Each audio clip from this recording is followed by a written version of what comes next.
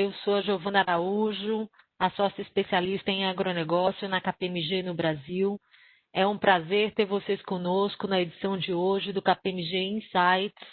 Nós preparamos uma programação completa de conteúdo ao longo dessa semana, dentro da agenda da 20ª Conferência Internacional da Datagro, com temas relevantes da agenda estratégica das empresas do setor sucroenergético.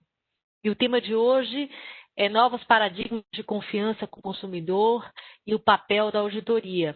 E para falar sobre esse tema, convidamos alguns líderes da KPMG, o Márcio Santos, sócio-líder de Audit Innovation, o Alessandro Santo, sócio-diretor de Audit Innovation, o Rafael Klug, sócio-líder do segmento de Grains and Oilseeds, e, não menos importante, Eliette Martins, a sócia de ESG Advisory na KPMG do Brasil. E para moderar esse debate, teremos aqui conosco o Fernando Aguirre, sócio de mercados regionais da KPMG Brasil. Aguirre, é com você. Joia, Giovana, muito obrigado. Boa tarde a todos, quem está nos assistindo. Boa tarde aqui, meus sócios, colegas. A gente vai ter hoje aqui um bate-papo que espero muito interessante, que a gente vai dividir em dois blocos principais. No primeiro bloco, de mais ou menos 40 minutos, a gente vai falar então sobre inovação na auditoria, o que isso significa, o que isso muda na função de auditoria e o que muda para os nossos clientes, particularmente no agronegócio. E depois a gente vai falar, atrelado a isso, sobre preparação para processos de IPO, com a nossa sócia Eliette, que vai estar apresentando um pouco a nossa visão sobre isso. Espero que todos aproveitem bastante aí esse debate. Bom, eu queria então convidar, Márcio, você para talvez começar a falar um pouquinho aí sobre inovação e auditoria e o teu papel na firma. Bom, boa tarde a todos, um prazer. Assim como o Aguirre comentou, nós vamos falar um pouquinho desse momento de transformação, né, que o mundo vem vivendo, que a economia vem vivendo e isso se espalha para todos os segmentos, e no agro, especialmente aqui no Brasil, com a importância que tem e para a economia mundial. Nós vamos falar desse efeito, que ele acaba sendo um efeito dominó, aí, por assim dizer, da inovação, do efeito da inovação e das mudanças tecnológicas da auditoria e como isso vai para o segmento de auditoria e para os segmentos dentro da auditoria, por exemplo, em agribusiness e outros segmentos correlatos, né? Para começar isso, eu queria mostrar para vocês, em primeira mão, um vídeo que ele foi preparado, né, com muito cuidado pelo nosso time de inovação, que ele mostra essa jornada de transformação digital que a auditoria vem vivendo, né, baseado em tudo que acontece na mudança econômica e nos requerimentos, e que conta um pouquinho de como essas mudanças, essas tecnologias, elas refletem no dia a dia do auditor e no trabalho da auditoria, direto nos clientes e nas organizações que cada um de vocês atua. Então, eu queria abrir com esse vídeo. Ele é um vídeo de mais ou menos 3 minutos e ele vai contar um pouco dessa jornada. É uma animação, é bem bacana. E na sequência, nós vamos pegar o gancho para poder abrir o nosso debate aí com a Aguirre e com os demais participantes. A tecnologia mudou o mundo e a KPMG vem transformando a forma como fazemos auditoria. Com suas novas ferramentas, a KPMG no Brasil leva a auditoria a outro patamar de inovação, garantindo maior qualidade e consistência. É a KPMG investindo no futuro para fazer do presente cada vez mais digital, oferecendo a máxima eficiência aos seus clientes com ferramentas inovadoras e disruptivas que possibilitam automatizar procedimentos para auxiliar as equipes de auditoria. O KPMG Confirmation torna o processo de circularização totalmente eletrônico, substituindo o moroso procedimento manual por um portal online que comporta todas as ações. Possibilita o envio de dados e documentos contendo assinaturas eletrônicas e digitais com certificação, além de status, como controle de envio, respostas e diversas ações para concluir as análises com agilidade. No KPMG Cognitive, usamos a inteligência artificial de forma pioneira para analisar documentos. A ferramenta é capaz de capturar as informações chaves de diferentes tipos e de múltiplos documentos simultaneamente e de analisar, organizar e resumir os dados de forma objetiva. O KPMG Crono permite automatizar mais de 50 tipos de procedimentos de auditoria, até então feitos de forma manual, possibilitando substituir amostragens por testes em populações completas. Utilizando dados de obrigações fiscais, contábeis e bancárias, a ferramenta analisa as informações, faz cálculos e gera resultados na forma de papéis de trabalho. Dessa maneira, usamos nosso tempo de forma mais inteligente, focado na análise crítica.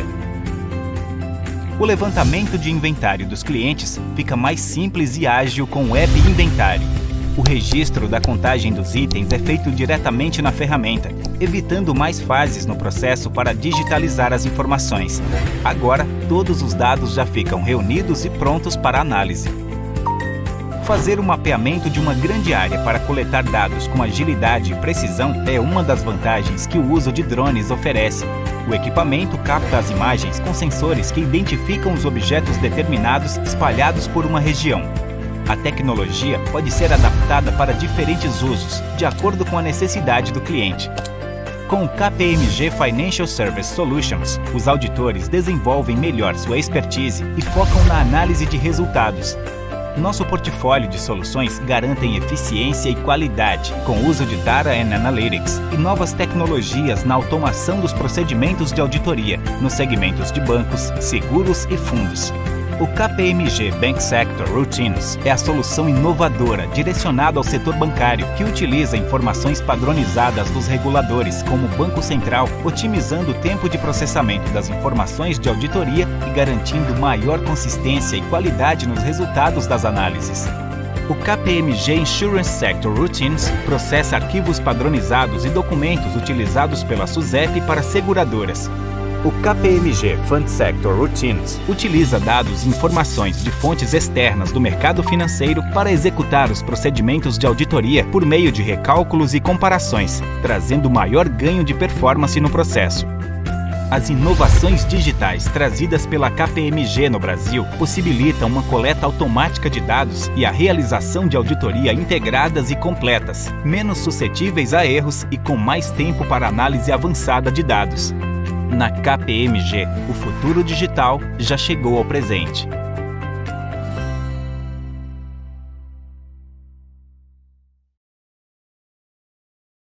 Muito bacana, Márcio. Para a gente começar a bater papo aqui, talvez eu gostaria de perguntar, Márcio, e time, né? O time aí, acho que ficou claro na apresentação sobre eficiência, ela fala bastante da eficiência em auditoria, mas o que o cliente ganha com essa inovação em auditoria? O que o nosso cliente ganha? Bom, enquanto o Márcio, o Márcio acho que está tendo algum problema aí na conexão, boa tarde, gente, obrigado pela oportunidade. Eu vou começar a tua resposta, Gui, pelo lado da tecnologia e da inovação, tá? O que os nossos clientes ganham? Todo o nosso portfólio está utilizando novos conceitos de se fazer a auditoria do ponto de vista tecnológico, tá? O primeiro ganho não trabalhamos mais com amostragem de dados, nós trabalhamos com a base inteira de dados. Isso nos dá uma visão de 100% dos testes, não mais trabalhamos com estatística e probabilidade, a gente realmente analisa 100% dos dados. Um outro conceito aí que traz ganhos para os nossos clientes, as nossas soluções, elas estão sendo desenvolvidas por setores, com focos nos setores. Então, vocês puderam ver parte do nosso portfólio para atender determinados segmentos. Na parte de agro-business, a gente tem um portfólio também dedicado, a gente tem uma iniciativa muito bacana que a gente começou em termos de inovação, foi o drone. O drone nasceu no escopo de agrobusiness, tá? De mapeamento, de inventário físico de campo. Então, temos questões aí de ganhos e que esses ganhos mudam a forma da gente efetuar a auditoria e nos traz muito mais assertividade e acurácia, aumentando a nossa qualidade e performance nos resultados apresentados para o cliente. Márcio, agora vocês estão me ouvindo agora? Legal. Então, acho que o que o Sato comentou é perfeito e acho que uma coisa relevante que a gente vê, né, nas transições de tecnologia e como isso tem tem sido alterado ao longo desses últimos anos e voou foi uma evolução, assim, em 3 anos nós partimos de um mundo que ele era totalmente diferente em termos da auditoria, do efeito da auditoria, né, com o advento dessas tecnologias, para isso que vocês viram nesse vídeo. Então, o uso de drones é um caso, e no agro acho que isso é extremamente usado hoje em dia, isso já é uma grande realidade há alguns anos dentro do agro, mas não só isso, né? A parte de uso de tecnologias cognitivas, o uso de dados massivos estruturados e não estruturados, né? Isso tudo traz uma confiabilidade e uma agilidade, uma celeridade no processo incrível, assim. Então, todo mundo acaba ganhando com esse processo e tendo um efeito que ele é muito relevante para o mercado. A Eliette vai falar daqui um pouco da questão de IPO, da questão do mercado de capitais. Vocês imaginam o valor que tem isso para um processo dessa natureza, né?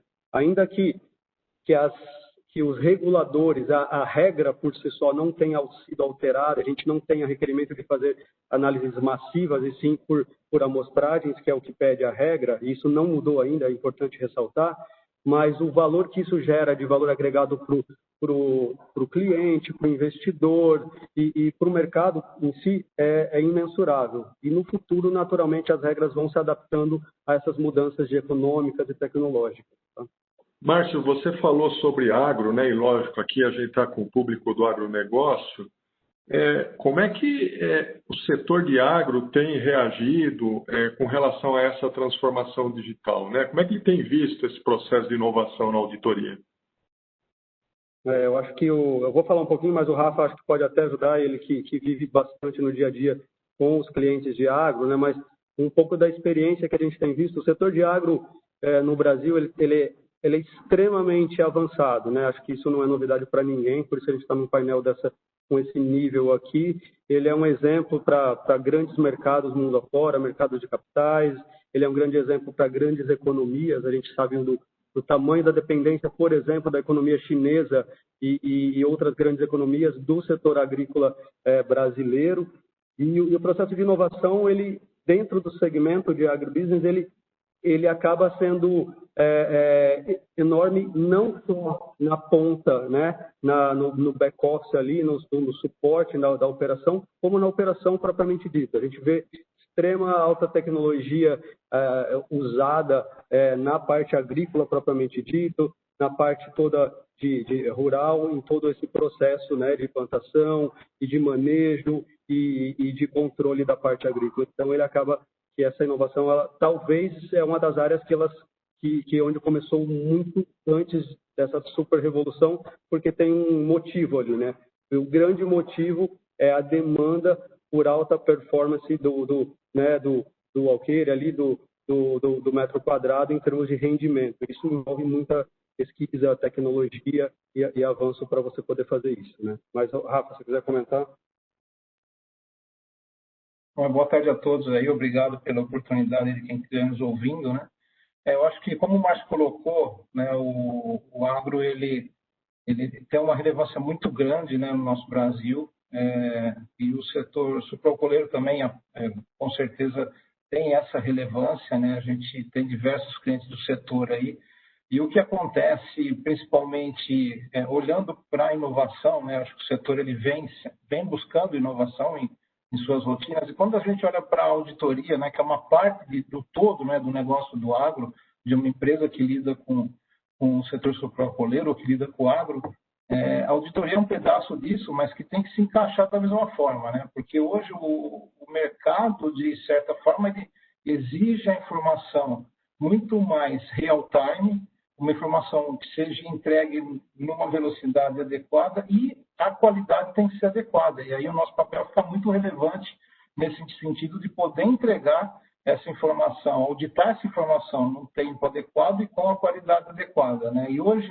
as regras contábeis para a confecção de uma demonstração financeira, principalmente de uma entidade de agro, requer uma série de questões que envolvem julgamento relevante e onde que a gente pode contribuir com isso, né? Aplicando tecnologia em atividades que anteriormente era feito por modelos rotineiros e usar o tempo do auditor, usar a nossa massa crítica para exatamente para apoiar nessas questões de julgamento, né, desenvolver o julgamento mais adequado, apoiar as empresas nesse sentido e contribuir com que a empresa consiga ter as informações financeiras na velocidade necessária e com a qualidade, né, e a informação adequada. Acho que esse é um ponto que contribui muito com o processo, né, de busca de informação e o que o mercado vem querendo. Né? O mercado quer cada vez mais a informação real-time, né?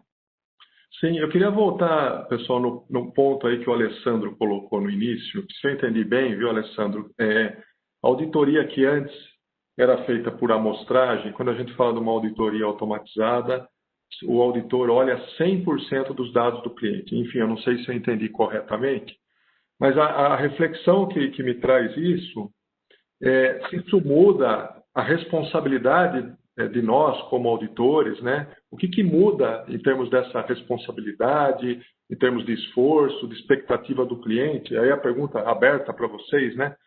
Se eu estou mudando, né? Porque é muito diferente trabalhar a materialidade que sempre se considerou, né? E amostras de controles internos e tudo mais, e trabalhar 100% dos dados. O que muda?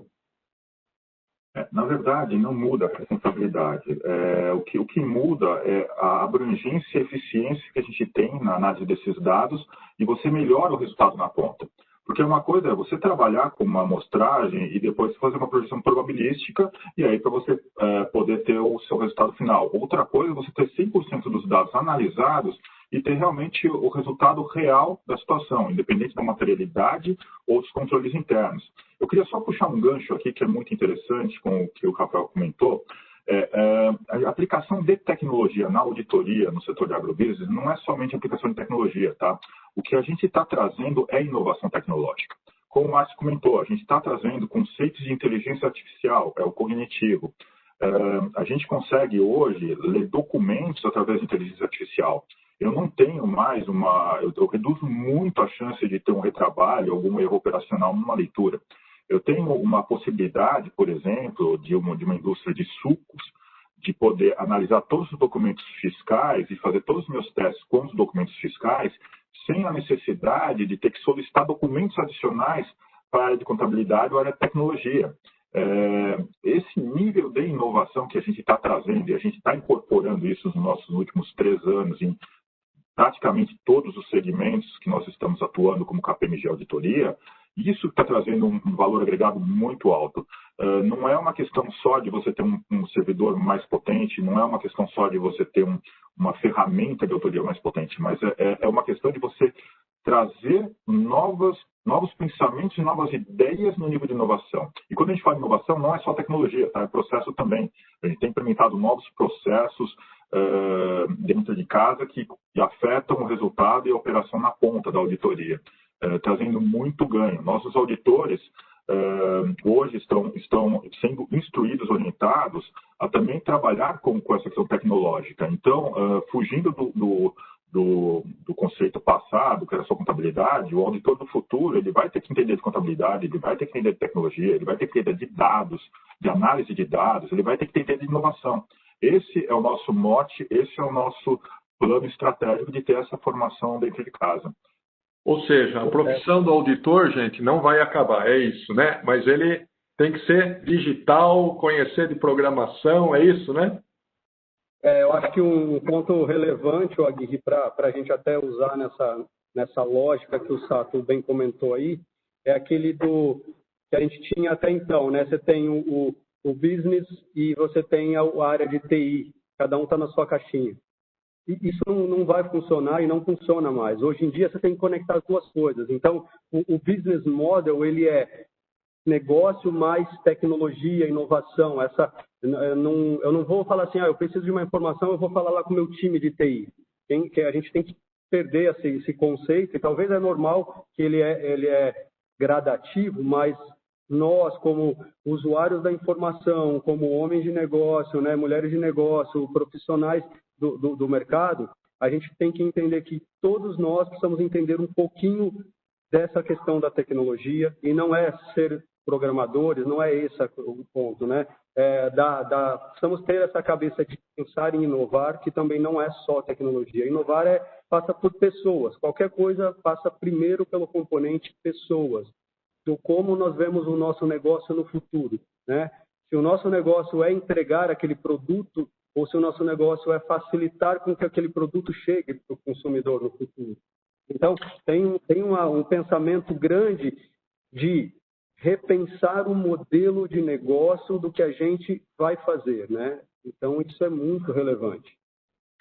Aqui, voltando um pouco para o setor, né, o Rafael fez alguns comentários. A minha pergunta talvez é no seguinte sentido. A automação, né, o agronegócio brasileiro é pujante, graças a Deus, né, pujante em termos de tecnologia de campo e tudo mais. O quanto essa tecnologia do nosso cliente do agro ajuda ou eleva a barra da dificuldade do desafio da auditoria ou não tem nenhum impacto? Oi, Aguirre.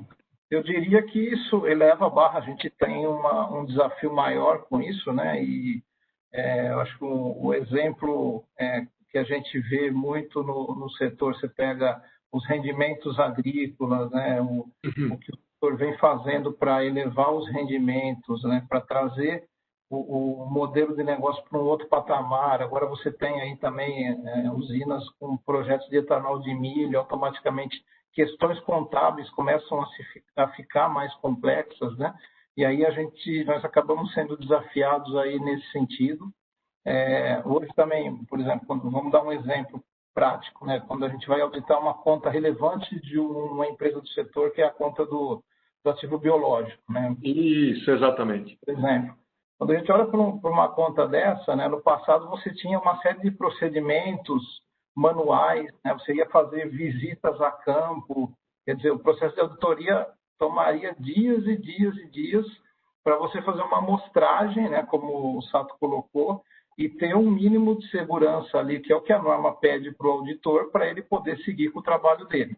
Né? Hoje, se você pega, por exemplo, eu vou validar, né, um ativo biológico de uma usina com cana-de-açúcar, né, que faz parte do balanço dela, né, ter cana-de-açúcar.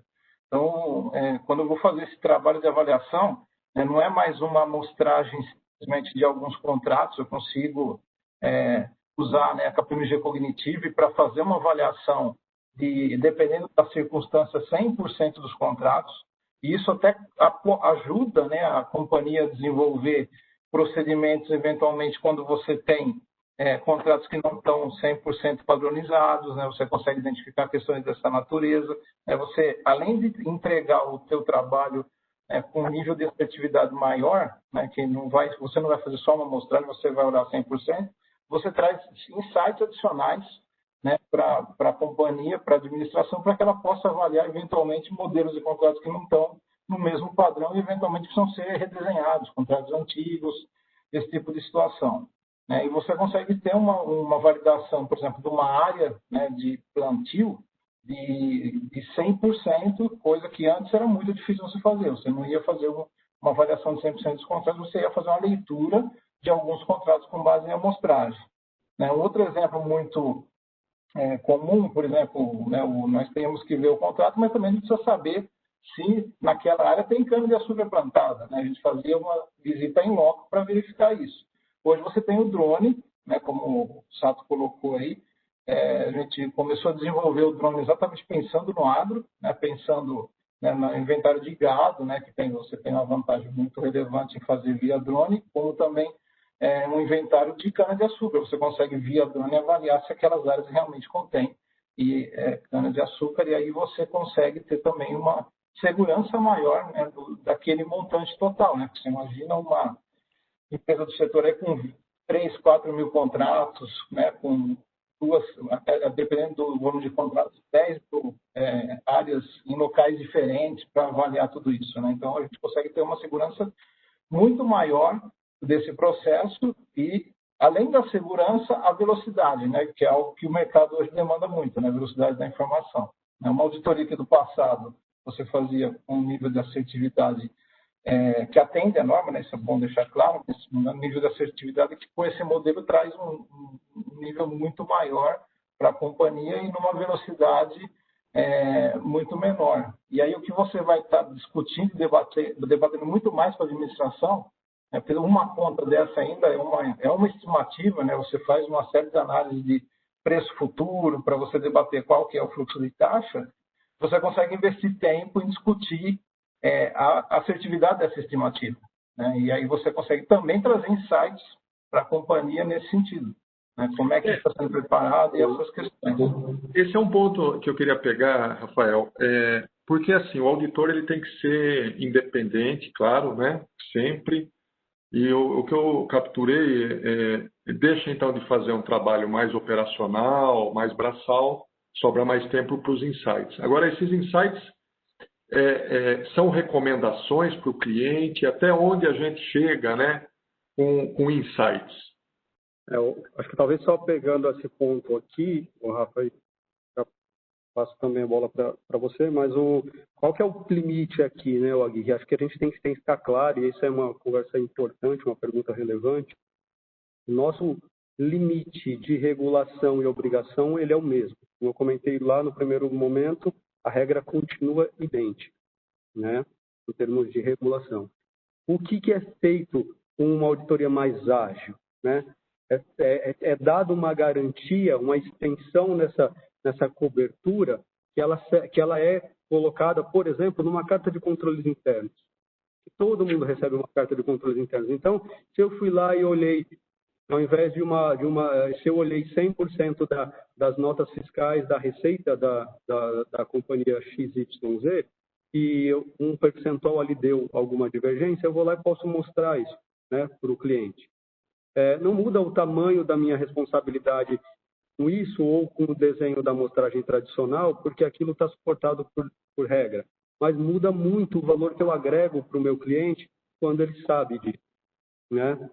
A mesma coisa, se eu identifico uma falha num processo, né, de controles internos, se eu identifico, por exemplo, algum tipo de falha, como o Rafael comentou, se eu estou fazendo uma verificação de uma área plantada e eu consigo com um drone mapear ou via satélite mapear toda aquela área, identificar pedaços, né, de áreas que elas não estão com a plantação ou que estão com outra plantação e mostrar isso para o cliente. Numa base estatística que ainda nos cobre em termos de regulação, pode ser que isso não fosse detectado, né? Mas numa base de uma população completa, isso é detectado. Tem qual que é o lado, o contraponto disso? É que toda vez que eu detectei isso numa base completa, o cliente vai precisar endereçar, vai precisar criar um plano de ação, mas isso é muito bom de saber e é muito bom de saber que isso ele vem de uma fonte cada vez melhor e mais ágil, né? Que são o cliente fica feliz ou fica triste com isso, Márcio?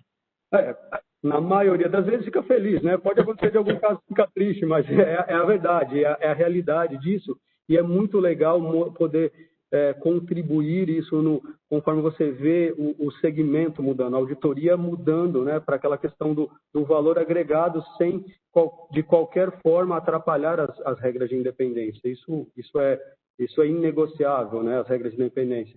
Mas gerar valor para um processo em que a gente está cada vez mais ágil é bom para todo mundo, é bom para o mercado, é bom para o cliente e melhor para nós que garantimos essa confiabilidade, né? Então, uma coisa que vai acontecer, Gui, é que todos esses segmentos estão mudando, se remodelando. Isso não é só para auditoria. Tudo isso que a gente falou, ele vale para um projeto de advisory, onde eu posso também contratar esse tipo de serviço de uma firma, né, de auditoria, por exemplo, de uma firma de advisory, de uma firma de tax, para fazer uma varredura em tax compliance, para fazer uma varredura em processos, né, com uso de alta tecnologia e no advisory, para pegar uma base toda numa usina de contratos de fornecimento e garantir consistência naquilo lá, né? Então, assim, ele tem ele expande, de uma forma que é exponencial o quanto isso gera benefício para o mercado, entendeu? Então, Pois não. E complementando, a gente tem um outro aspecto que também gera muito valor agregado, principalmente em agrobusiness, que é um setor muito inovador e com muita tecnologia implementada, conhecer tecnologia, conhecer esses conceitos novos. Porque no âmbito de controles internos, por exemplo, quando nós vamos auditar um cliente, nós precisamos entender o ambiente dele, nós precisamos entender o que ele está usando para poder refletir no modelo de governança dele e gerar valor agregado, falando, olha, aqui tem pontos de melhoria, aqui a informação a gente consegue confiar, aqui a gente talvez vocês tenham que fazer algum ajuste como clientes. Então, estar preparado, estar atualizado também é uma estratégia que a gente tem adotado nesses últimos 3 anos. Podemos hoje falar de dados estruturados, dados não estruturados. Quer dizer, hoje os nossos desafios são muito maiores no sentido de entender o que o ambiente do cliente, do agrobusiness, por exemplo, em termos do que eles estão adotando como tecnologia para poder gerar todos esses fluxos de informações. E Márcio, boa tarde a todos, mas só um comentário que eu acho que é relevante. Vocês trouxeram um tema muito importante, que é a questão de você gerar valor agregado de fato, né? Porque quando você fala da parte de processos e controles, vai além do número, né? Obviamente que nós somos contratados para dar, assim, um conforto, né, que os números estão corretos. Mas e o que está por trás dos números, né? Será que eu tenho, de fato, processos e controles efetivos que me garantam que o meu número esteja correto, né? Eventualmente não aconteceu um problema naquela demonstração financeira que a gente está auditando, mas a possibilidade disso acontecer para um próximo período, né? Então, a efetividade do controle interno é extremamente relevante. E aí, quando a gente usa a tecnologia para identificar isso de uma forma muito mais ágil, né, tempestiva, e também acaba deixando um pouco mais de tempo para que nós, né, auditores, consigamos, de fato, avaliar o que foi de input, né, dessa avaliação de dados ou desse processo que nós avaliamos, conseguir, talvez, investir mais tempo, né, em tentar, de fato, ver onde está a causa raiz do problema, como, inclusive, o cliente pode, né, mitigar esse problema, isso que realmente gera valor, né? Então, de fato, é um caminho sem volta, né? Algo que veio para ficar, para agregar valor realmente na auditoria, né? Não, é fascinante, né? Assim, ouvir o que vocês estão dizendo, né? Porque talvez a auditoria, né, sempre passou uma imagem de algo muito padronizado ou muito chato até, entre aspas, mas é fascinante essa ótica. Eu queria mudar um pouco de assunto aqui e perguntar para vocês quais das mudanças regulatórias e contábeis aí dos últimos anos que tiveram maior impacto no setor de agro, particularmente no etanol, né? E se essas mudanças afetam o processo de inovação.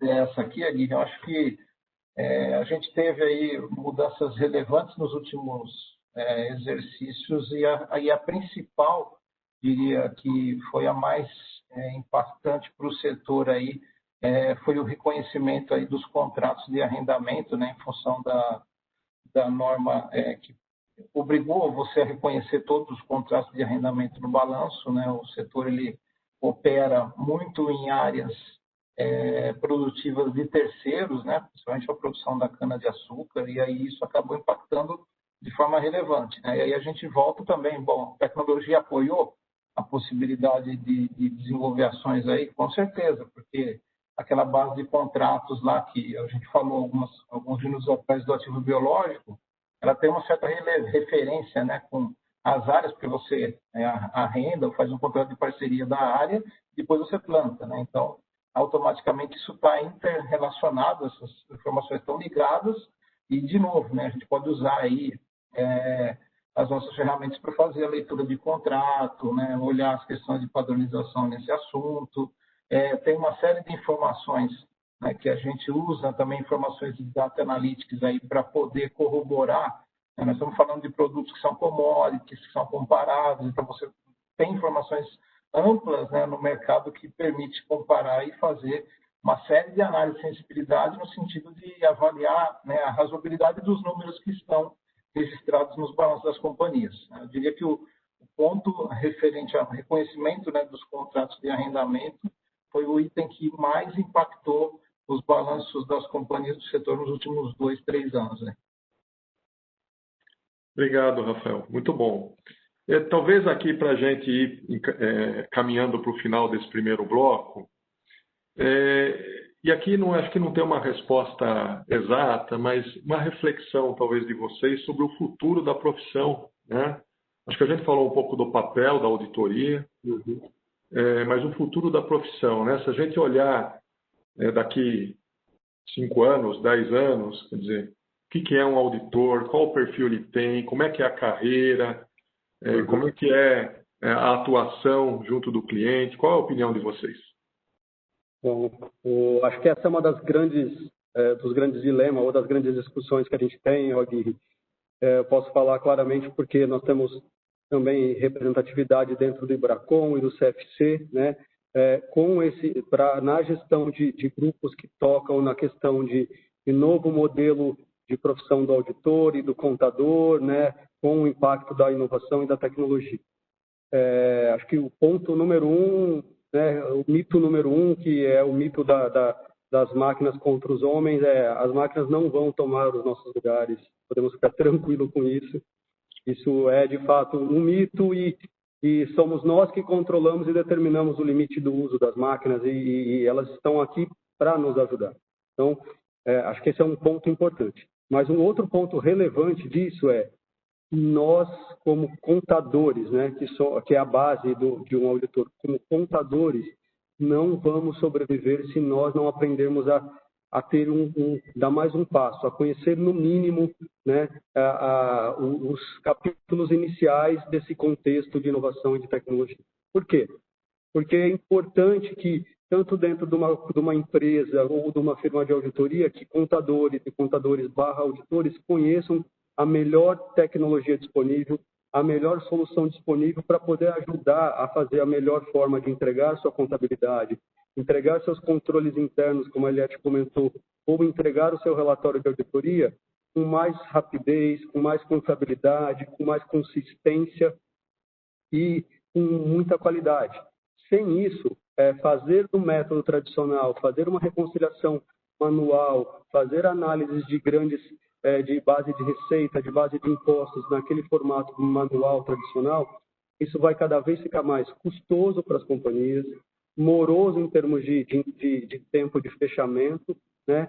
E cada vez mais arriscado em termos de confiabilidade da informação. A gente tem as discussões aí que estão a todo momento de cybersecurity, de risco de fraude, de análise de lançamentos manuais, que é sempre uma grande discussão aí dentro das auditorias, não importa se é do agro ou se é da empresa do fabricante de automóveis. Esses assuntos, eles são cross, eles sempre vão ser importantes. A velocidade em que a gente fecha uma informação, a velocidade em que a gente processa uma informação e, primordialmente, a confiabilidade como a gente faz isso. Sem o uso de alta tecnologia, sem o uso de todo esse arcabouço tecnológico, a gente não vai conseguir. E nós só vamos conseguir se nós aprendermos um pouquinho sobre isso.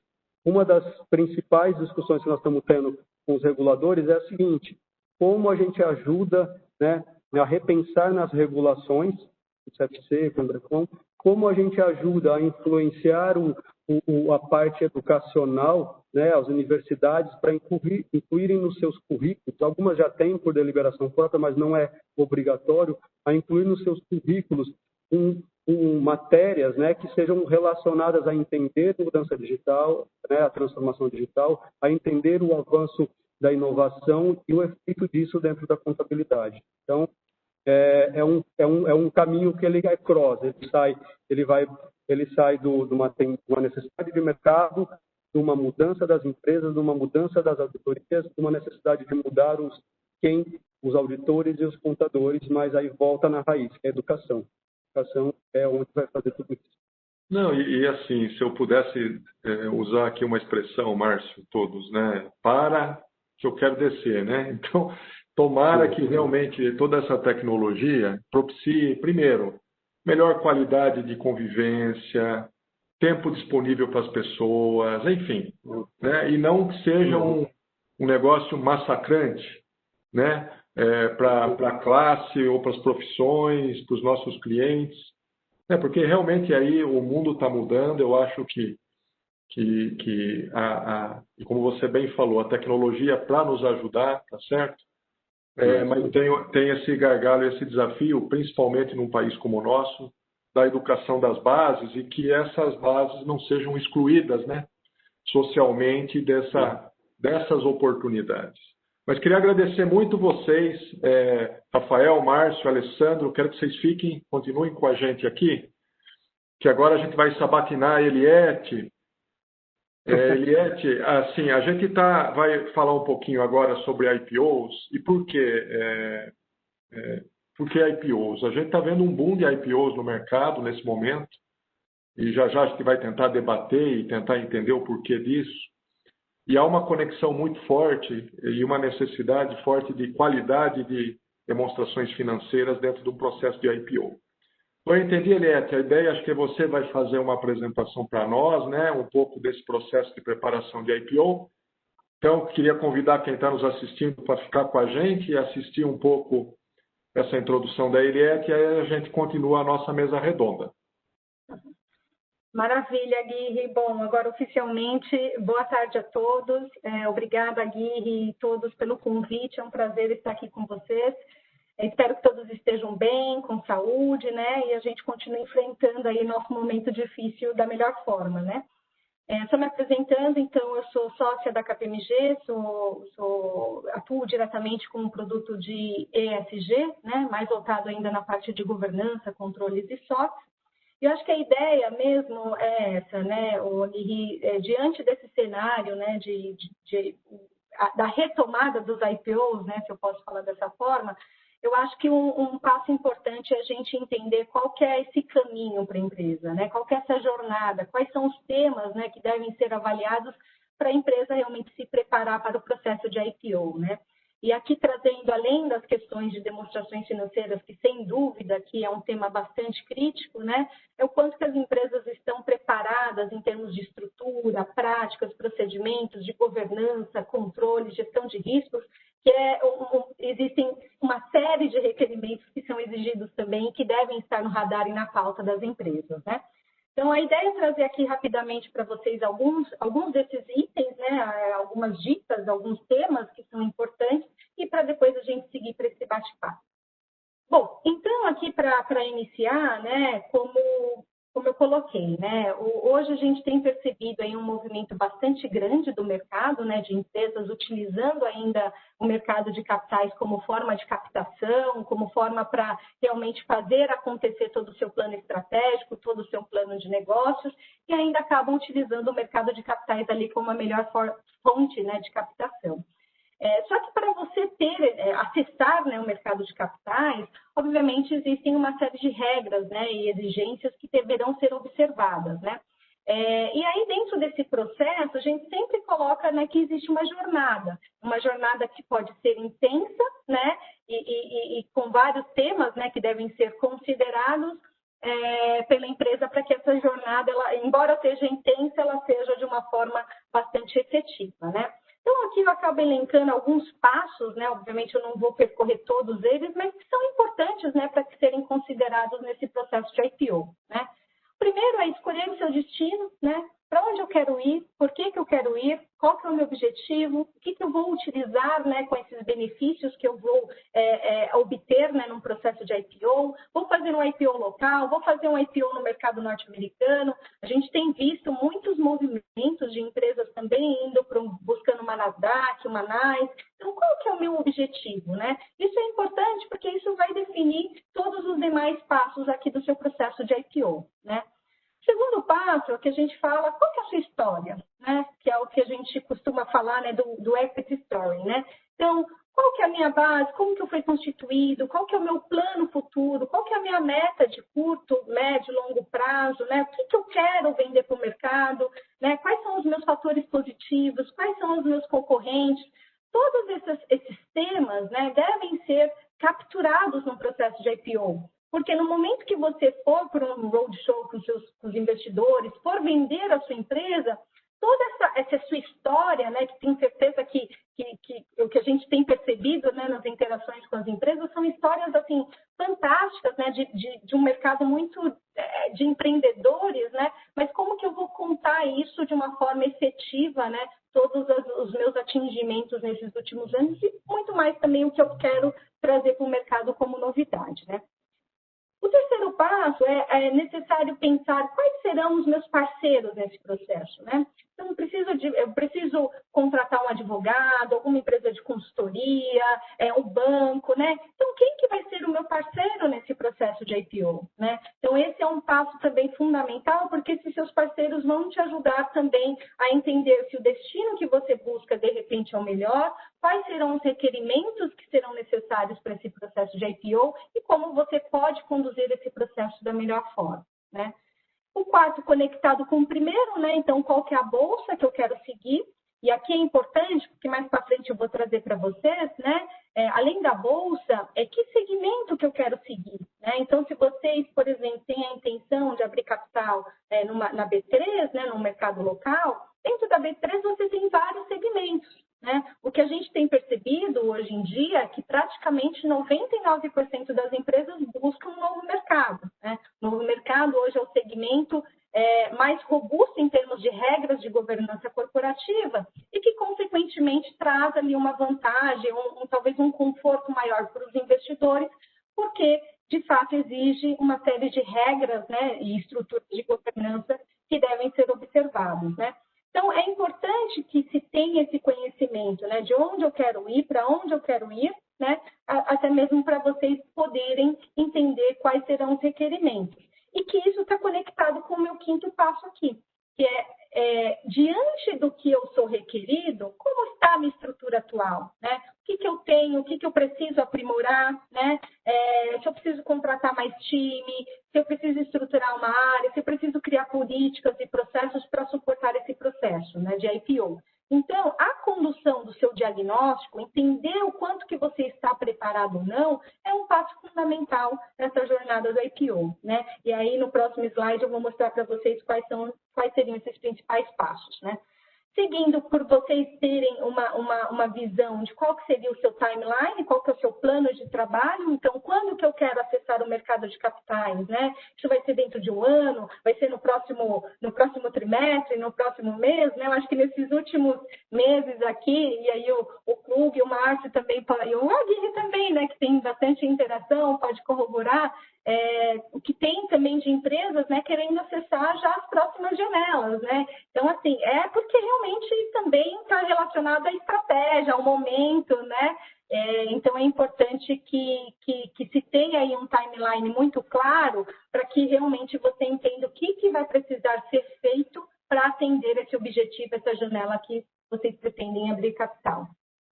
E aí, diante desse diagnóstico, vocês identificando os gaps, né, para mitigar esses gaps de forma tempestiva, né, justamente para você evitar que existam questionamentos, né, ou você não está pronto até mesmo para atender os mínimos requerimentos da própria bolsa, né?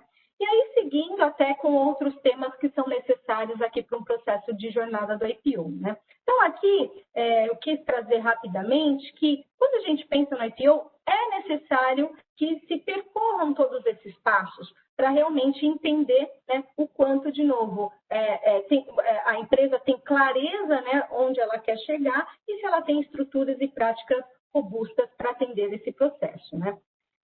E aí, quando a gente fala assim, poxa, mas o que é estar preparado, né? O que vai ser requerido, né, da minha empresa para eu abrir para fazer um processo de abertura de capital, né? Será que é só ter as DRs auditadas, né? O que mais que eu preciso ter? E aí, aqui que eu queria trazer alguns aspectos para vocês, tá?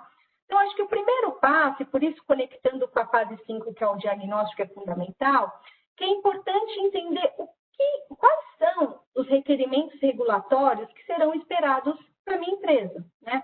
Então, se você, por exemplo, pretender fazer uma abertura de capital no mercado local, né, você vai ter que atender às regras da B3, e como eu coloquei, você tem regulamentos específicos de acordo com cada um dos segmentos da Bolsa. Hoje, o novo mercado, ele traz um requerimento muito robusto de práticas de governança que devem ser seguidos e, portanto, é necessário entender quais são esses requerimentos para realmente fazer a implementação na empresa, né? Além dos requerimentos da B3, você tem todas as regras da própria CVM. né, que é quem vai regular as empresas abertas. Então, existem requerimentos de divulgação, né, requerimentos de políticas específicas, né, de fato e ato relevante. Então, assim, existe um arcabouço regulatório da CVM que também deve ser observado para as empresas que são abertas, né? Então, quando a gente pensa no mercado brasileiro, além dos requerimentos, existem outras práticas que também devem ser observadas. Então, não sei se é de conhecimento de vocês, hoje no Brasil, a gente tem um documento que chama Código Brasileiro de Governança Corporativa para Companhias Abertas, que é um documento que ele foi elaborado, né, em conjunto com diversas instituições de renome no mercado, então o IBGC, a própria CVM, a Braskem, entre outras empresas, né, que trazem uma série de diretrizes de governança corporativa que devem ser observadas pelas empresas abertas, né? Mas qual que é o diferencial, né? O que consta no Código Brasileiro, ele veio pelo conceito do pratique ou explique. Ou seja, você como uma companhia aberta não é requerida a seguir todos os requerimentos do Código Brasileiro, mas se você não seguir esses requerimentos, você tem que explicar para o mercado por que você não segue. E se você tem outras estruturas, políticas ou procedimentos que eventualmente mitigariam ou endereçariam, né, os mesmos temas e as diretrizes previstas no Código. E aqui eu ressalto porque muitas vezes, quando a gente discute o processo de IPO, o Código Brasileiro ele acaba sendo pouco explorado pelas empresas. Porque, obviamente, ele não é um requerimento, tá? O requerimento é B13 CVM, mas, de novo, ele é um código que traz uma série de diretrizes positivas. E se você não seguir, você vai ter que explicar para o mercado por que você não segue. E cada vez mais o perfil do investidor vai questionar você também por que você, como empresa, não segue essas diretrizes que são boas práticas de governança, tá? Então, é um tema que tem que ser observado, tem que ser conhecido no processo de IPO, né? Então, quando a gente fala no mercado local, quando a empresa tem interesse para um mercado norte-americano, então, além das regras, né, que vão ser previstas pela própria SEC, né, que é a CVM no mercado norte-americano, existem outros requerimentos, principalmente relacionados a um ambiente de controles internos, gestão de riscos, compliance, que vem advindo de uma lei norte-americana que chama Sarbanes-Oxley, né, que traz, de novo, uma série de requerimentos para as empresas seguirem relacionadas à qualidade do seu ambiente de controles internos, relacionados ao processo de fechamento contábil e de elaboração de demonstrações financeiras, né?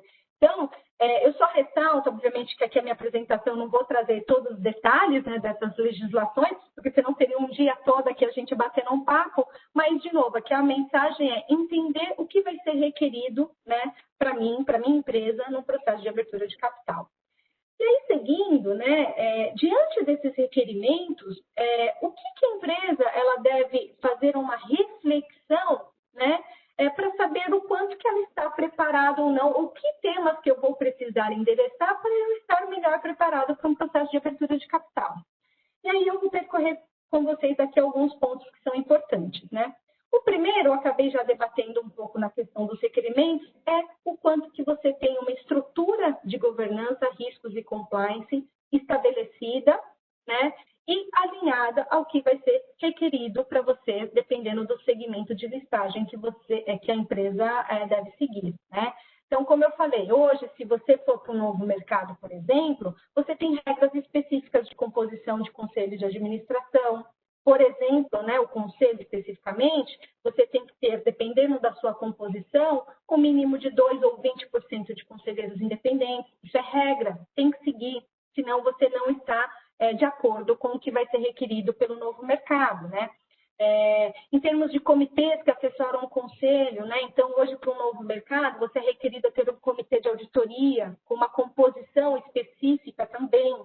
Você é obrigado a ter uma área de gestão de riscos, uma política de riscos aprovada pelo conselho, ter uma função de compliance, ou seja, o tema governança, ele é fundamental, porque ele vai suportar, né? Aliás, ele é fundamental porque existem regras específicas que vocês precisarão implementar nas suas empresas para você estar de acordo, né?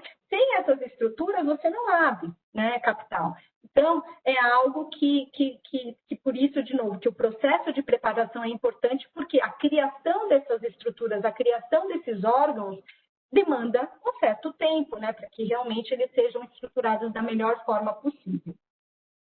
Aí, seguindo, a gente tem outros aspectos que são importantes, né? Aqui, relacionado à questão de reportes internos e externos, eu vou conectar também com esse ponto aqui de relação com investidores, né? Quando você se torna uma empresa aberta, né, a CVM ela traz como exigência que a empresa ela tenha a função de RI, né? O que a gente acaba percebendo em algumas interações é que muitas vezes, né, ou algumas vezes, as empresas acabam direcionando a função de RI para algum diretor estatutário, né? Usualmente o diretor financeiro, né? E aqui mora alguns pontos de preocupação.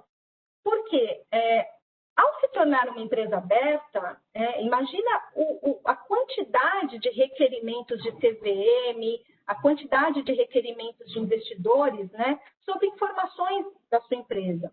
Então, você ter uma área de RI que seja uma área robusta, uma área preparada, com especialistas que conheçam o mercado de capitais, que consigam fazer as interações com seus investidores, consigam entender quais são as suas demandas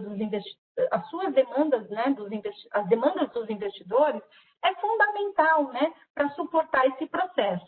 E aí aqui eu digo que a área de RI é fundamental primeiro para a abertura de capital, mas seria muito saudável que essa área fosse até mesmo constituída no pré-IPO, né? Para que essa pessoa ela já entre no processo de IPO, já entenda como que vai ser a venda da empresa, né? E que possa contribuir de forma efetiva. E por isso que eu amarro com a questão de relatórios internos e externos, né? Porque essa área aqui também vai estar muito amarrada, entendendo, né? O quanto que as minhas informações, o quanto que os relatórios, né? As informações financeiras, elas conseguem ser preparadas de forma rápida, de forma tempestiva e com qualidade. E amarrando com o último painel que o Márcio, o Alessandro e o Plug trouxeram, né, a necessidade de você ter um processo efetivo, um processo digital, com ERP bem fundamental, um ERP efetivo, né, que vá realmente possibilitar que essas informações sejam geradas de forma efetiva.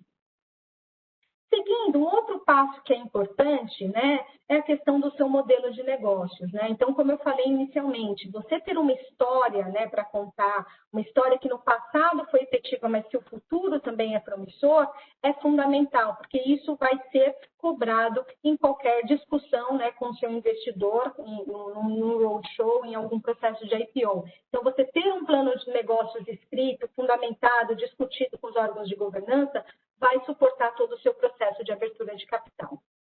Seguindo, um outro tema é a questão de fechamento contábil. E aqui a gente já, de alguma forma, abordou na última hora, né? No último painel. O quanto que a qualidade do seu processo de fechamento contábil, de elaboração de demonstrações financeiras, é fundamental para que você tenha um IPO de sucesso, né? O que a gente percebe muitas vezes é que quando a gente entra nas empresas para fazer uma leitura, né, mais robusta, né, sobre as demonstrações financeiras e o quanto que ela está alinhada com as regras contábeis, muitas vezes existem alguns temas, né, que precisam ser endereçados, né, e isso tem que ser identificado de forma rápida, tem que ser endereçado de forma rápida, porque senão pode ser um gargalo no seu processo de abertura de capital, a depender do time, né, que vocês desejam, né, fazer esse processo, né, a abertura. Então, a questão do fechamento contábil, é necessário que se faça essa reflexão, entenda o quanto que ele é robusto, o quanto que você tem informações de forma tempestiva, informações de forma correta para suportar todo esse processo e dar um conforto para os seus auditores, né? Impostos, vocês conhecerem quais são eventuais temas, né, em discussões relacionadas a questões de impostos, né, o quanto que existem, né, eventuais processos que eventualmente vocês tenham até que dar o disclosure, né, seja no formulário de referência, numa demonstração financeira, porque são temas relacionados a temas fiscais que talvez possam trazer ali um desconforto, né, por parte do mercado. Então, é importante fazer essa reflexão se existem, né, situações talvez um pouco mais delicadas, né, e que precisam ser endereçadas antes do IPO, né. RI a gente já comentou, aí seguindo aqui um outro tema que é fundamental, tecnologia da informação, né? E aqui eu ressalto porque quando você abre capital, um dos documentos que você precisa divulgar ao mercado é o formulário de referência, né? É um documento bastante completo e que conta praticamente a história da companhia, né? E traz alguns dados que são bastante relevantes, né? Como, por exemplo, a qualidade do seu ambiente de controles internos, que é o que eu até comentei anteriormente. E, historicamente, o que a gente tem percebido é que quando as empresas elas precisam fazer a divulgação, né, das deficiências de controles internos no formulário de referência, eu diria que 80% das empresas possuem deficiências relacionadas à tecnologia da informação. Sejam relacionadas à segregação de funções, acesso ao sistema, gestão de mudanças, usuários privilegiados, ou seja, inúmeros motivos, né, que trazem deficiências significativas relacionadas à tecnologia da informação. Então, aqui é um ponto de preocupação, é um ponto que tem que ser avaliado, tem que ser discutido com seus auditores, seja interno, seja auditor interno, seja auditor externo, para entender quais são essas fragilidades, para que se crie um plano de ação, para que isso, como que eu posso dizer, seria muito melhor se fossem mitigados antes do IPO, mas se o plano de ação não for efetivo antes do IPO, que você já tenha ali um prazo para mitigação, porque você vai ter que dar essa visibilidade ao mercado que você possui essas deficiências. E, de novo, uma deficiência em TI gera uma preocupação, gera um sinal, um alerta vermelho, né, relacionado ali à qualidade do ambiente de controle. Seguindo, 2 outros pontos que são também importantes, aqui a questão de RH. Então, quando você se torna uma empresa aberta, existem uma série de requerimentos que também precisam ser divulgados relacionados às suas práticas de remuneração. Então, remuneração de conselho, remuneração de comitês, remuneração da diretoria executiva e dos seus profissionais. Então, o quanto que a minha política de remuneração está alinhada com os meus pares, está alinhada com as práticas de mercado, é importante que seja feita essa reflexão, né? Justamente para que tenham temas que talvez tenham que ser endereçados, né? Então, muitas empresas, por exemplo, numa discussão mais estratégica, falam, poxa, eu não tenho um programa de stock option, um programa de participação nos resultados mais efetivos dos executivos. Será que isso vai trazer um atrativo para a minha empresa ou não? Né? Será que eu consigo buscar pessoas de fora, para executivos de renome para participar para fazer parte do meu grupo? Então, são diversos temas relacionados a RH e remuneração que são temas, né, que devem constar na pauta de uma discussão de um IPO, né? E aí, por último, mas como a Giovana disse, não menos importante, a questão do ESG, né? Que é a questão do quanto que as suas práticas de governança corporativa, que é o G, se conectam com os aspectos ambientais e sociais, que é o E e o S, né? Acho que o momento da pandemia, né, trouxe aqui a importância, a relevância do ESG, né? Isso já era um tema que vinha sendo debatido, mas talvez de uma forma não tão acelerada, e a pandemia, de fato, acelerou de forma muito, muito rápida a questão do ESG. Então, isso demanda investidores se posicionando no mercado, que não investem em empresas que não tenham práticas de ESG efetivas. Então, é um tema que tem que ser estudado, tem que ser avaliado, tem que ser muito bem comunicado, né, para o mercado. Mas aí eu vou explorar isso talvez um pouquinho mais no debate, né? Então, enfim, aqui finalizando, eu só quis trazer para vocês aqui um retrato de diversos temas que devem ser trabalhados com a IPO, né? E isso tem que estar numa lista para que vocês possam compreender qual é a sua situação atual e quais são os gaps necessários que precisam ser mitigados para que você, de fato, seja uma companhia aberta, né? Então, finalizando aqui, não vou repetir todos, porque praticamente eu passei por todos esses temas, mas coloquem, né, temas como governança, RI, ESG, controles internos, riscos, compliance, canal de denúncia, todos esses temas que são relevantes e que são requerimentos, coloquem na pauta, né, da discussão dos órgãos de governança, da discussão estratégica sobre o IPO, porque isso é fundamental que esses temas sejam endereçados antes do IPO, para que você realmente tenha um sucesso, né, com a sua estratégia de IPO. Acho que é isso, Aguirre. Muito bom, Eliette. Mas eu quis trazer rapidamente, passar um pouquinho aqui do tempo, mas espero ter contribuído aqui com um pouquinho de algumas mensagens. Sem dúvida, Eliette, excelente, mas eu confesso, muito grande, muito complicado, né? Talvez assim, o que eu queria explorar puxa vida, né? Para uma empresa que tenha um grau de maturidade baixo, sei lá, uma empresa que não é profissionalizada, e também para a média empresa, quer dizer, quanto tempo levaria para essa empresa, para esses perfis de empresa se prepararem? E eu também queria saber se o bom é inimigo do ótimo, porque parece assim, é mais fácil, né, como consultor, mandar fazer do que fazer, né, Eliette? Então, tem atalhos, como é que é? Não, perfeito, Aguirre, ótima pergunta. E realmente a dúvida de todas, né? Como você falou, poxa, talvez não tenho todas essas estruturas, e aí, quanto tempo, né? Eu costumo falar, assim, que eu entendo que pelo menos 1 ano seria um tempo saudável, né? Para que você faça esse processo de uma forma um pouquinho mais tranquila. 1 ano, 1 ano e meio, dependendo aí da sua estrutura. De novo, ressalto. Entendo perfeitamente que existe um momento do mercado, existe uma estratégia por trás disso, que às vezes precisam antecipar esse processo, né, de IPO. Mas eu entendo que em 1 ano, fazendo um diagnóstico, que é o primeiro passo, né, eu ressalto isso porque é importante. Dentro do diagnóstico, a empresa consegue entender exatamente o que ela precisa fazer.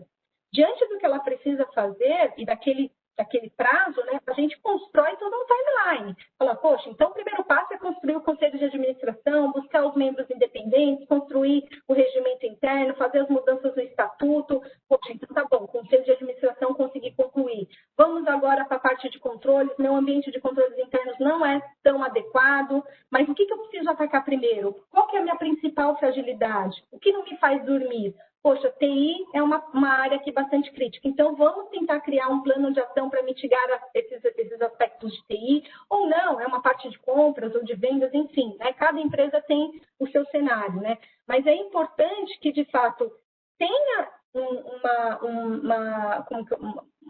uma fotografia, né, da sua empresa, e aí dentro dessa fotografia, criando-se ali uma matriz, digamos assim, de criticidade, para que aquilo que você sabe que vai ser gargalo no IPO, você ataque primeiro. Aquilo que seria um bom ter, né? Seria bom ter, a gente pode atacar no segundo momento. E aquilo que seria uma melhoria, né? Poxa, aquilo está realmente num nível de governança bastante avançado. Vai impactar meu IPO? Não, não vai. Mas vai estar no meu radar para fazer isso, talvez não pós-IPO, né? Então, acho que de novo, 1 ano, mas faça um diagnóstico de uma forma como pontapé inicial, porque isso é fundamental. O ganho que vocês vão ter vai ser bastante importante para que você direcione os seus esforços e seja bastante assertivo, né, nas ações que precisam ser realizadas. Agora, as empresas que pensam em IPOs, eu não estou falando aí do resultado de diagnóstico, mas estou falando dos erros mais comuns, né? Essa jornada, quais erros você tem visto mais comuns que as empresas cometem? Perfeito, Aguirre, obrigada também pela pergunta. Eu vou trazer talvez alguns erros relacionados à parte de governança, de riscos que eu observo, mas Plug e Márcio também ficam à vontade, Alessandro também, se vocês quiserem trazer alguns temas relacionados a demonstrações financeiras, tá? Bom, acho que do ponto de vista de governança, Aguirre, o que eu vejo assim como uma falha, primeiro, né, você ter um prospecto e um formulário de referência que não necessariamente reflete a sua estrutura e a sua prática. E aí, quando você encaminha isso para uma B3, né, enfim, tem todo o processo lá de revisão, inclusive da CVM também, tem uma série de questionamentos e muitas vezes eles podem até pedir também para vocês eventuais evidências, né, isso pode acontecer, e não estarem suportados pelas práticas e estruturas que realmente existem, tá? Então, assim, se preocupem com essa questão, não é só estar no regimento interno, não é só estar no estatuto social, né? É necessário que o órgão, de fato, exista, né? E porque depois o mercado vai cobrar pela efetividade desse órgão, né? Então, eu diria esse é o primeiro. Um outro tema, eu até abordei um pouquinho na minha fala, não digo que seja uma falha, mas seja um tema de preocupação, é a questão que eu falei do RI, tá? Eu vejo muita gente, poxa, mas é só eu colocar ali na minha função de CFO junto com o RI. Poxa, mas entenda quais serão as demandas no pós-IPO. Serão diversas demandas. Ter uma área de RI efetiva é fundamental. É fundamental para que vocês, de fato, primeiro, entendam as demandas. Eu comentei da questão do SG demanda, né? Entenda, faça a leitura do que o investidor vai cobrar, mas faça também a leitura do que o regulador vai cobrar, né? E a área de RI consegue, uma área de RI com experiência, consegue fazer essas conexões, né? E consegue encaminhar as informações de forma correta, né? Seja para o investidor, seja para o regulador, né? E que não traga um risco para a empresa, né? Então, esse seria um segundo tema, né? Aí, relacionado às demonstrações financeiras, eu vou falar aqui alguns temas, e Márcia e Klug, por favor, vocês me ajudem, né? Mas aí é relacionado muito mais à questão do processo de fechamento contábil em si. Então, não ter políticas contábeis que suportam as práticas contábeis que estão nas demonstrações financeiras, né? Qual que é a base daquele tema que eu estou colocando, né?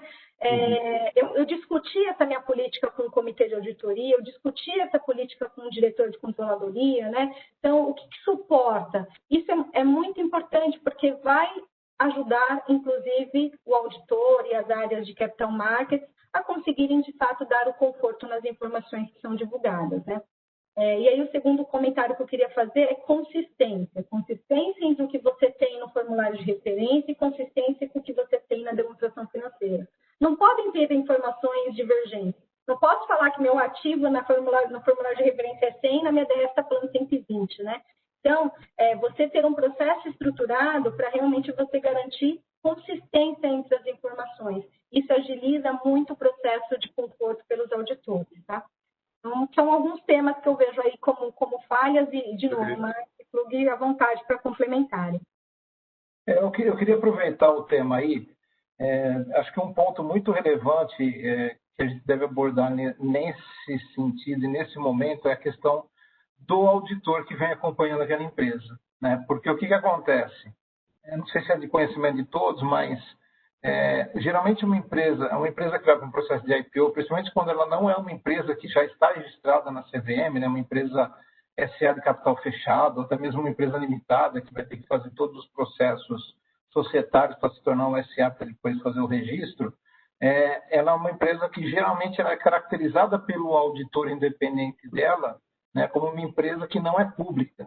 Né? E a regra de auditoria para uma empresa registrada na CVM é diferente da regra de auditoria para uma empresa que não é pública.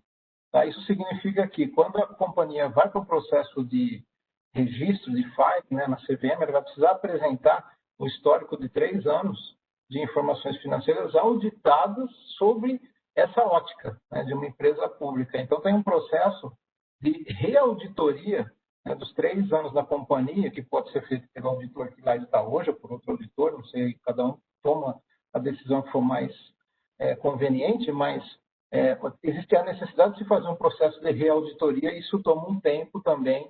Então, como você bem colocou aí dentro desse processo de 1 ano, se a companhia tem, né, ela já vislumbra isso, já começa a conversar com o seu auditor, já coloca essa necessidade para que ele comece a fazer todo o processo de auditoria com essa questão, né? Olhando para o fato da empresa se tornar como uma empresa pública, né?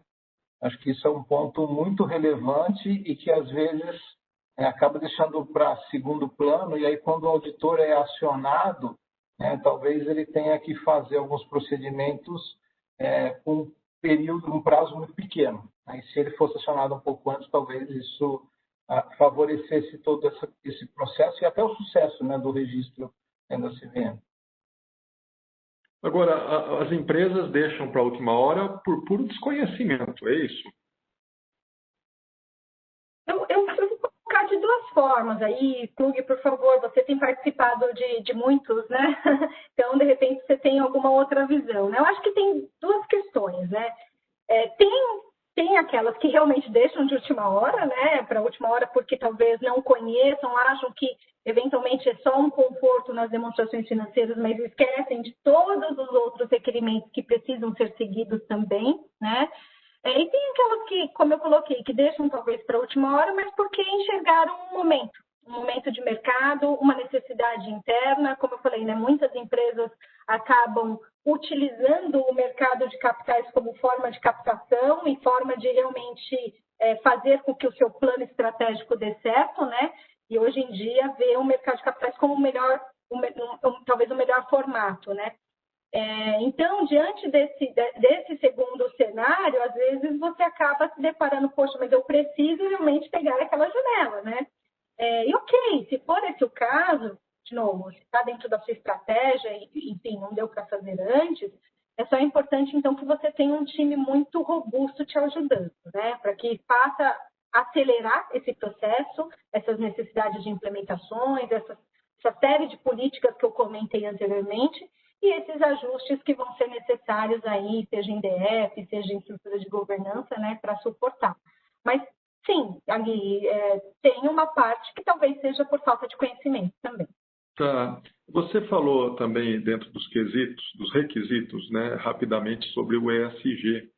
ESG é um tema que está muito em voga nesse momento, mas até que ponto, lógico, entendemos aí que ESG é relevante, é um dos pilares relevantes, mas até que ponto, porque ESG é uma coisa que tem que ser transpirada, não basta botar no papel um plano se a empresa não pensa, não sente daquela forma e aquilo não for verdadeiramente relevante. Então, como é que você vê isso? Quer dizer, o ESG, que acho que também é uma jornada de cultura, de forma de pensar, né? Qual é o peso dele nessa discussão de IPO? Perfeito, Aguirre. Eu acho que 100% conectado com o que a gente também tem visto, né, de dúvidas, né, de clientes, né? Concordo 100% com o que você falou, né? O ESG ele tem que fazer parte do DNA da empresa, né? Por isso que o G é um pilar bastante importante.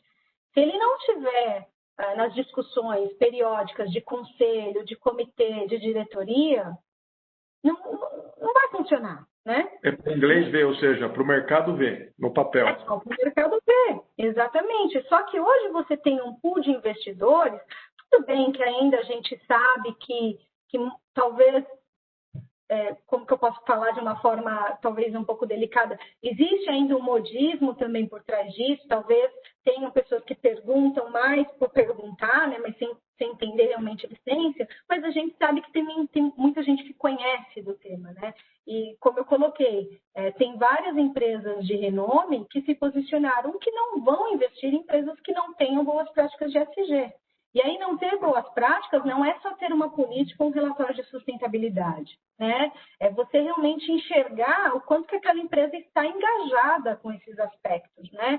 Quanto que a empresa respira isso, quanto que ela tem a transparência disso, quanto que ela se preocupa com seus profissionais de fato, né? O quanto que ela se preocupa com o meio ambiente. E por isso que eu falo que para você se preocupar com isso, se não estiver conectado com a sua governança, talvez não vai estar rodando de forma efetiva, né?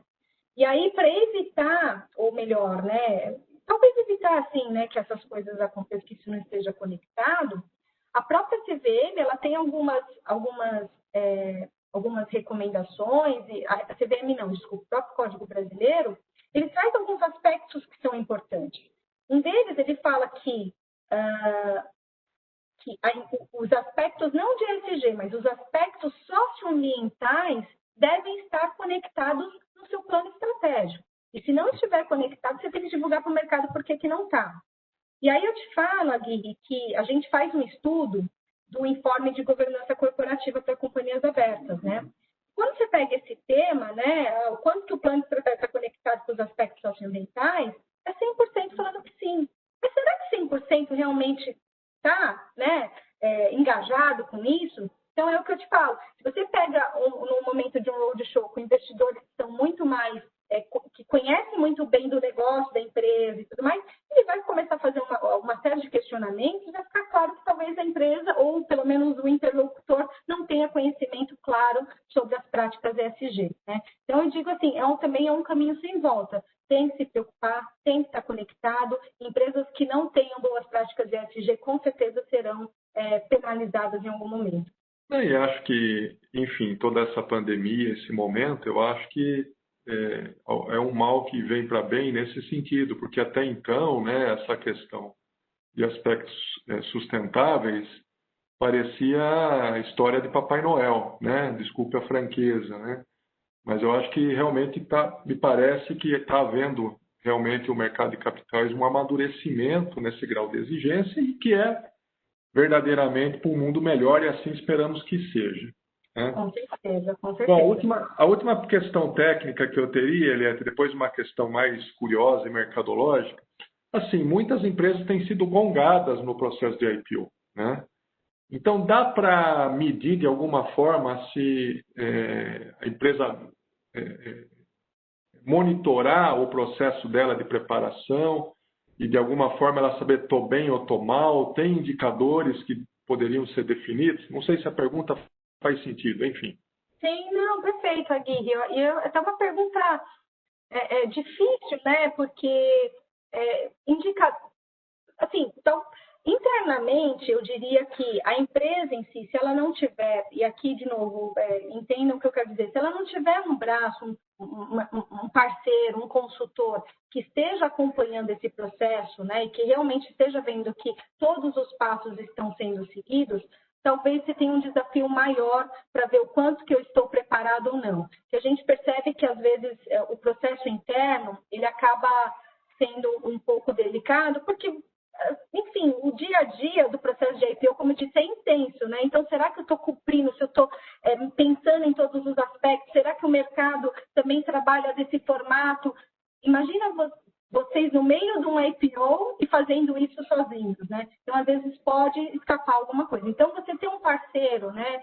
Ter ou uma área dedicada, ter um RI dedicado, né? Para ver que todos esses aspectos estejam sendo seguidos, eu diria que é fundamental para realmente você ter o sucesso lá na frente. Não, bacana, Eliette. Muito obrigado. Queria agradecer, na verdade, a todos aqui do painel. E só para a gente fechar, bom, a gente está observando um boom de IPOs. Nós aqui estamos com muitos desses trabalhos, né? E o que explica, né, esse boom que a gente está vivendo de IPOs no mercado? Eu não sei se alguém poderia comentar um pouco sobre isso. Bom, eu posso comentar aqui também, se alguém quiser complementar, fiquem à vontade. E, de fato, é verdade, e é o que a gente percebeu. E no começo do ano, se a gente fosse pegar, tinha muitas empresas querendo, né, fazer o IPO, depois vem a pandemia, deu uma esfriada em todos, agora está retomando, né, o mercado, de fato, né? E como eu coloquei na minha fala, né, eu acho que ainda talvez, para algumas empresas, o melhor formato, né, de você fazer uma captação, né? E enxergam que o mercado de capitais é o melhor formato para isso, né?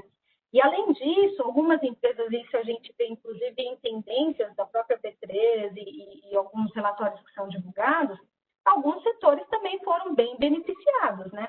Então, você pega o setor de alimentos, né? O setor de tecnologia, telecom, né? E outros setores que, de alguma forma, nesse momento, eles estão, talvez, num cenário um pouco mais positivo, né, em comparação com outros cenários também, com outros segmentos. Então, isso acho que acaba motivando, né? E aí, só para trazer um dado aqui, o pessoal pode complementar também, tem uma informação da B3 que traz que em IPOs esse ano foram levantados mais de 15 bi de reais. Em follow-ons, mais de 55 bi de reais. Então, você vê o tamanho que é realmente, né, você atuar, né, no mercado de capitais, o quanto que isso pode ser representativo para as empresas, né? Então, só fazendo um gancho aí para falar da Eliette, né?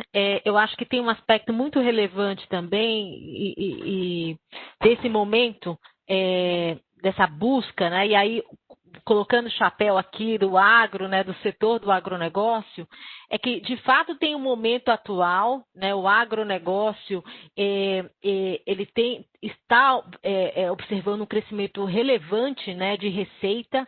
Na média, o agro dentro da porteira, a expectativa de crescimento do valor bruto da produção é de 14%, mas nós conhecemos, interagimos com grupos com crescimento, né, de faturamento da ordem de 30% a 40%.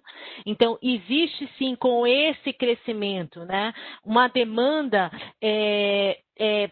pelo financiamento desse crescimento e naturalmente, esse olhar para o mercado de capitais, e aí tanto dívida como equity, e aí um equilíbrio, né?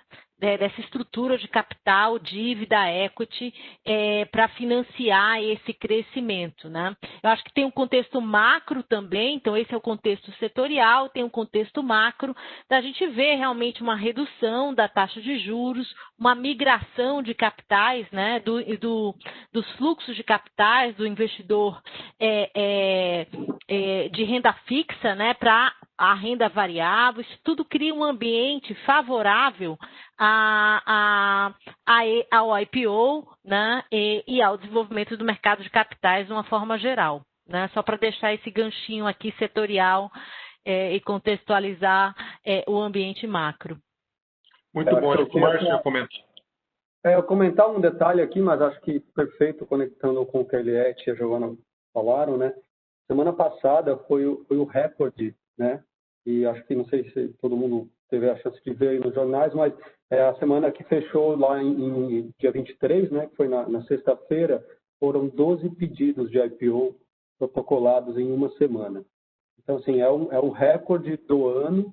Em agosto, a gente teve lá 10, em uma semana também um período recorde lá, mas a gente ficou num período ali de espera, né, de mercado, que desde lá da primeira semana de março, que teve 2 pedidos, a gente ficou sem nenhum protocolo até o final de julho. Então, é um momento que ele também estava represado, né? A pandemia causou isso, né? A gente tem efeitos que vieram nos últimos anos de economia, de mudanças de direções políticas no país, né, por questão da eleição. Aí todo mundo estava com essa expectativa, isso começou, aí depois veio a questão agora do assunto da pandemia, deu uma outra esfriada, então tem uma questão represada também no mercado. E tem os segmentos que eles, sim, tomam benefício desse novo momento de mercado, desse novo momento de economia, que possivelmente ele não é passageiro, ele é definitivo em um novo modelo, né? Ele estava falando muito de inovação lá no início do nosso painel, essa inovação em modelar de forma diferente os negócios já existentes. Então, isso também atrai o investidor, atrai as empresas para irem para o mercado de capitais, porque também os consumidores de ações, né, os aplicadores de ações veem isso com bons olhos. Então, acho que é um contexto bem amplo aí. Joia, Márcio. Bom, agradeço aí todos os painelistas, tá? E devolvo para você, Giovana. Obrigada, Guirri. Estamos, de fato, então, chegando ao final desse painel KPMG Insights de hoje. Excelentes considerações, excelentes debates. Já recebi alguns feedbacks aqui, super positivos, né? O pessoal pedindo a apresentação da Eliette, né? Querendo entender mais das inovações e tecnologia na auditoria. E gostaria de agradecer a todos os líderes da KPMG aqui, ao Márcio Santos, ao Alessandro Sato, ao Rafael Klug, a Eliette Martins, a moderação do Aguirre, né? E gostaria de agradecer a todos vocês que estiveram aqui conosco. Parece que temos uma pergunta aqui no chat, então agora que me chamaram a atenção, eu vou passar para a Eliette, né? Eliette, excelente apresentação, feedback.